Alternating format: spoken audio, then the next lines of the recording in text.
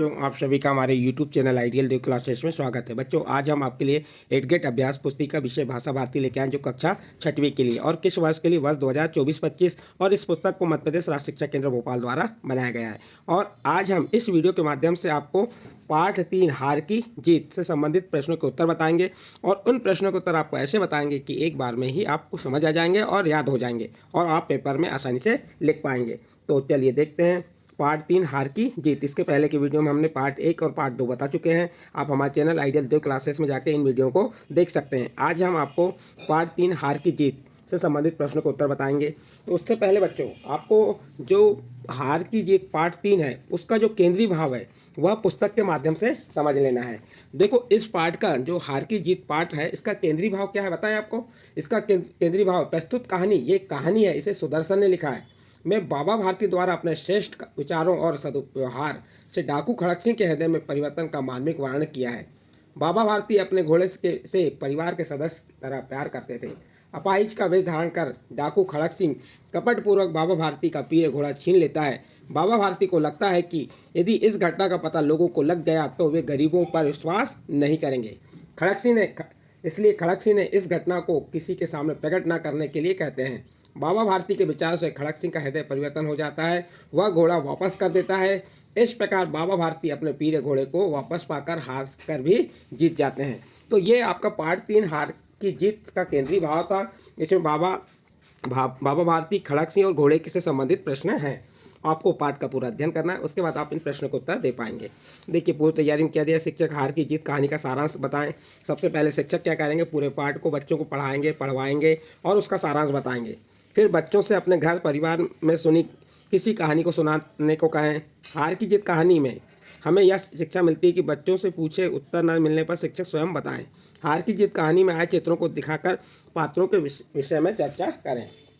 चलिए, इससे संबंधित कुछ बहुविकल्पी प्रश्न हैं, वह बता देते हैं। पहला प्रश्न क्या है, मैं आपका दास हूँ कथन किसने कहा।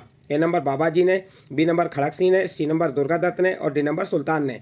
तो इसका सही आंसर आ जाएगा बी नंबर खड़क सिंह ने। किसने कहा था, खड़क सिंह ने। किससे कहा था, बाबा भारती से। नेक्स्ट अगला प्रश्न है, उनका घोड़ा बलवान था, वाक्य में विशेषण शब्द कौन सा है। तो यहाँ पे आपको विशेषण शब्द बताना है। विशेषण शब्द किसे कहते हैं, जो संज्ञा और सर्वनाम की विशेषता बताते हैं वो क्या कहलाते हैं, विशेषण। उनका घोड़ा, तो यहाँ पे घोड़ा और उनका ये संज्ञा और सर्वनाम दोनों की विशेषता बता रहा है कौन, बलवान। तो यहाँ पे जो आपका वाक्य में विशेषण शब्द कौन सा होगा, ए नंबर घोड़ा, बी नंबर उनका, सी नंबर बलवान और डी नंबर था। इसका सही आंसर आ जाएगा आपका सी नंबर बलवान। अगला प्रश्न है प्रश्न नंबर 3, मनुष्यता शब्द में प्रत्यय क्या है, इता, यता, ता, मनु। तो यहाँ पे आपका सी नंबर का ऑप्शन सही होगा, ता। मनुष्य में ता प्रत्यय जोड़ेंगे तो क्या बन जाएगा, मनुष्यता। तो आपका प्रत्यय कहाँ लगता है, शब्द के बाद में। इसके बाद नेक्स्ट प्रश्न है, खड़क सिंह का हृदय परिवर्तन कैसे हुआ।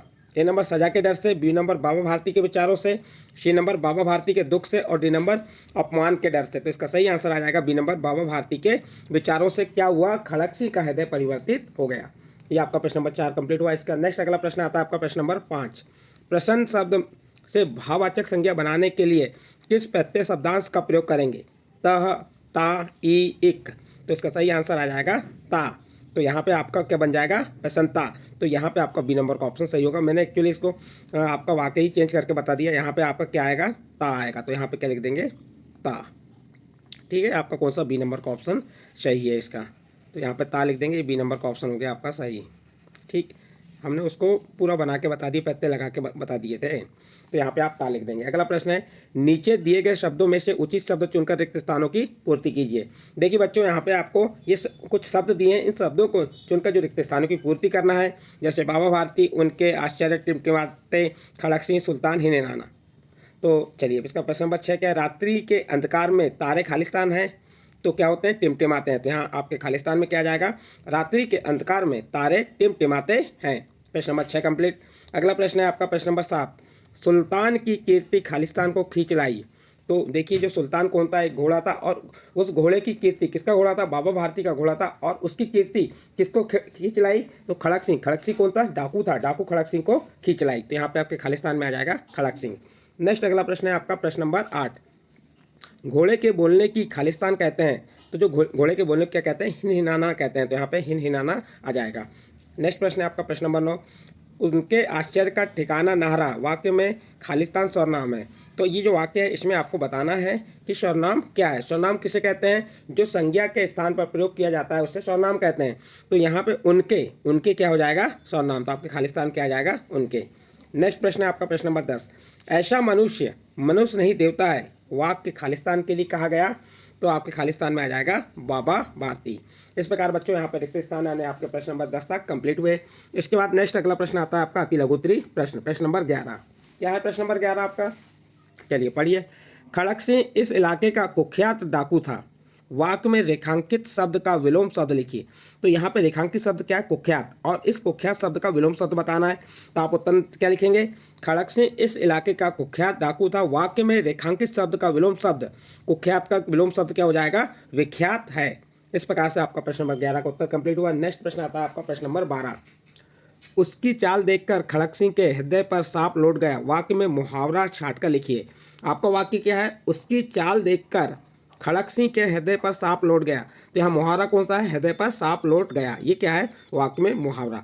तो आप उत्तर में हृदय पर सांप लौट गया, वाक्य में मुहावरा है लिख देंगे। इसके बाद नेक्स्ट अगला प्रश्न है प्रश्न नंबर 13। बाबा भारती के घोड़े की कोई एक विशेषता। तो जो बाबा भारती थे उनके घोड़े की एक विशेषता बता देंगे। तो आप उत्तर में क्या लिखेंगे? बाबा भारती की घोड़े की एक विशेषता। क्या है उसकी एक विशेषता? उनका घोड़ा सुंदर तथा बड़ा बलवान था।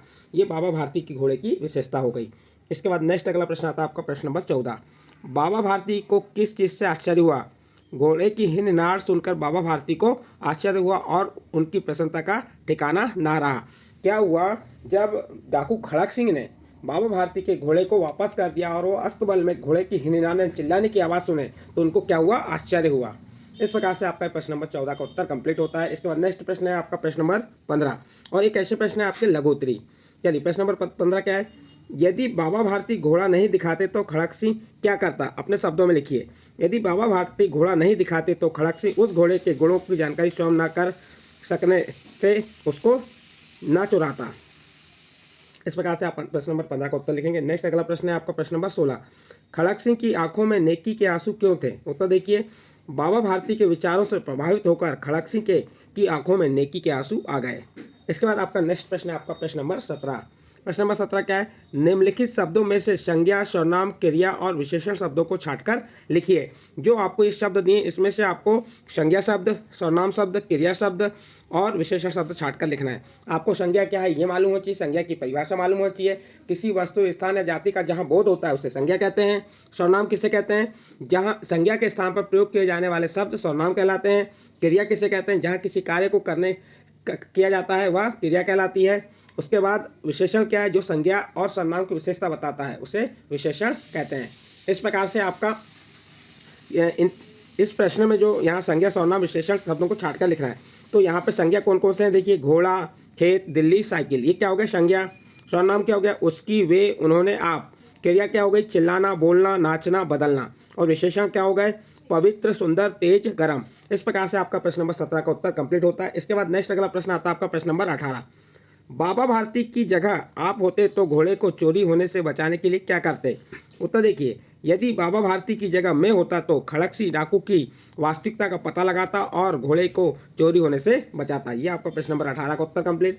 इसके बाद नेक्स्ट प्रश्न है आपका प्रश्न नंबर 19 और कैसे प्रश्न है आपके? दीर्घोत्तरी प्रश्न है।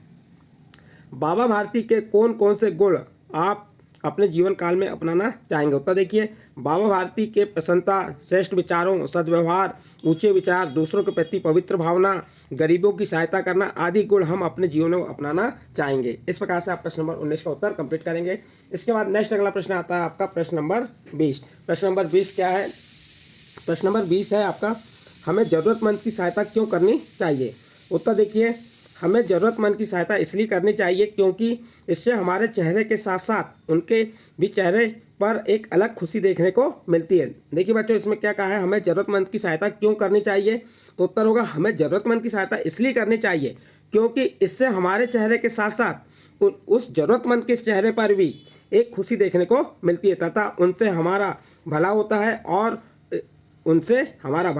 इससे उचित संस्कारों का पता चलता है। हम जब ज़रूरतमंद की सहायता करते हैं तो उसकी आवश्यकता की पूर्ति हो जाती है और वह अन्य जरूरतमंदों की सहायता करने के लिए तैयार रहता है। इस प्रकार से आप प्रश्न नंबर 20 का उत्तर लिखेंगे। इस प्रकार बच्चों आपका यहाँ पे जो पाठ 3 क्या था, हार की जीत से संबंधित जो प्रश्न थे उन प्रश्नों के उत्तर आपको बताया। यदि अच्छो आपको इन प्रश्नों के उत्तर अच्छे लगे हों तो आप हमारे चैनल आइडियल देव क्लासेस को सब्सक्राइब कीजिए, लाइक कीजिए और इस वीडियो को अन्य ग्रुप में शेयर जरूर कीजिए।